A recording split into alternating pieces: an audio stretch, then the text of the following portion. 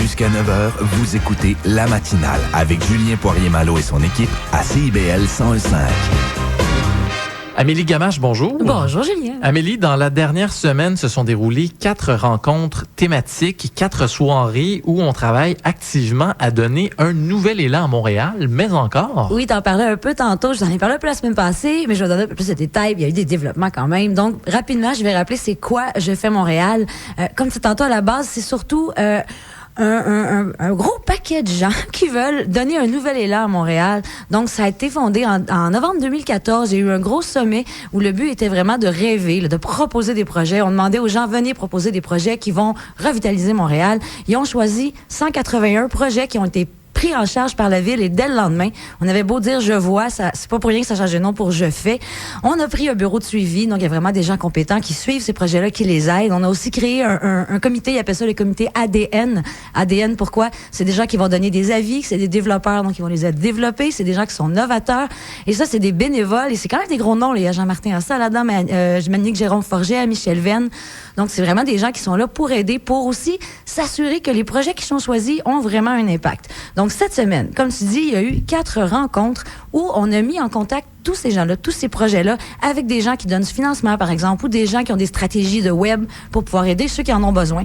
Donc, c'est vraiment le but, c'est de mettre tous ces gens-là en bas, de les faire collaborer pour donner un nouvel élan à Montréal. Puis faire en sorte que certains projets se marient ensemble, j'imagine, pour faire en sorte que les gens se rencontrent, se frottent ensemble pour créer des nouvelles idées. Et là, il y a certains de ces projets-là qui ont retenu ton attention. Oui, je voulais revenir sur le Fab Lab de la commission scolaire Marguerite Bourgeois. Je l'ai évoqué très rapidement, là, mais il faut que j'en reparle un petit peu parce que c'est un des projets, je trouve, qui est le plus représentatif de ce projet-là. Donc, à la base, ça a démarré avec Je vois Montréal, un petit camion, en fait, c'était un laboratoire de fabrication numérique avec des imprimantes 3D. C'était une unité mobile. Ça a commencé comme ça. On voulait offrir aux enfants la possibilité de pouvoir jouer avec ça. Mais au moment où on se parle, il y a des laboratoires comme ça fixes dans 7 écoles où ils ont chacun 5 imprimantes 3D, des découpes laser, des traceurs de découpe, une brodeuse numérique, bref, un gros paquet de matériel, et les enfants jouent avec ça. Ils ont fait toutes sortes de choses, des fusées propulsées au bicarbonate de soude, des casse-têtes, des engrenages.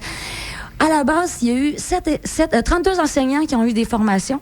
Parce que ça, c'est évidemment le nerf de la guerre. C'est beau un Fab Lab, mais il faut savoir l'utiliser. Il faut savoir. Il y avait personne ici qui en savait. Ils ont commencé par en former 32. Ces gens-là sont devenus des agents multiplicateurs qui ont formé d'autres gens. Aujourd'hui, c'est 650 enseignants qui sont formés. Donc, vraiment, on est rendu une plaque tournante. On est rendu vraiment un gros pôle de ce genre de laboratoire-là. Même à l'échelle non seulement nord-américaine, mais même mondiale, voilà. Montréal est en train de se tailler une place de choix ici. Ensuite, un autre organisme que certains auditeurs connaissent peut-être déjà, on parle de Land Montréal. Oui, on veut ça, on veut se réapproprier les terrains vacants. Il y a 25 km² de terrains vacants à Montréal. Ça équivaut à peu près 32 fois la superficie du jardin botanique.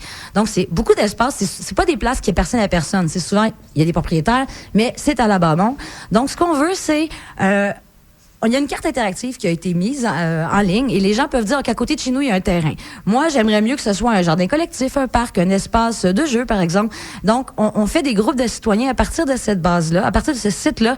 Et eux, Land Montréal accompagne les groupes de citoyens pour transformer ces terrains-là, soit en terrain de jeu ou en jardin communautaire. Et ça fonctionne. Il y en a qui sont en train d'être changés. Il y a des collaborations avec des propriétaires qui se font. Donc ça, c'est vraiment bien. Sinon, il y en a un autre dans le même genre, c'est débloquer la pratique du ski de fond dans les rues de Montréal.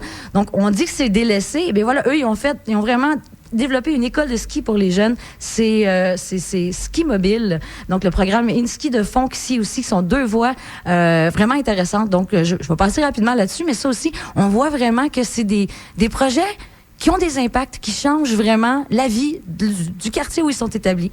Et c'est très concret en plus quand tu dis ce dernier exemple-là, de développer la pratique du ski de fond. On sait que le ski de fond est super populaire au Québec, puis à Montréal, on réalise que les gens ont tendance à aller dans les cantons de l'Est, dans les Laurentides, alors que sur l'île, il y a plein d'endroits où on peut en faire. Tellement des beaux parcs. On veut développer ça. Voilà. Donc là, très emballant, on a discuté. À partir de là, c'est quoi la prochaine étape? Le 17 novembre. En fait, le 17 novembre, c'est le 2e anniversaire. C'est le 14 novembre que c'est arrivé.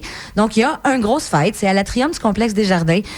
En gros, on veut aussi beaucoup poursuivre les échanges qui ont commencé les 4 dernières journées. Donc, ceux qui ont déjà eu des petits « Hey, ce projet-là m'intéresse », c'est une occasion de se refaire. Mais on veut aussi surtout intégrer des nouveaux projets, des nouveaux partenaires. Donc, ça grossit encore. Donc, même encore aujourd'hui, il est encore temps. Si les auditeurs ici ont des projets, on peut s'inscrire. Donc, sur le site de Faire Montréal, c'est fermemtl.ca. Donc, fermemontréal.ca. On peut encore s'inscrire. Ils vont accepter des projets le 17 novembre. Oui, si vous sentez, c'est ça que vous avez une belle idée, que vous savez pas trop comment la mettre en place, que vous avez besoin de réseauter, c'est pas mal la place. Et je le rappelle, le retour, en fait, avec l'équipe d'Anne-Marie Kiroy, qui fera une émission spéciale là-dessus, en direct du Complexe des Jardins. Il risque d'avoir beaucoup de monde le 17 novembre prochain. Et nous, on va continuer de suivre les projets de notre côté et vous donner des nouvelles régulièrement. Évidemment. Amélie Gamache, merci. Merci à toi.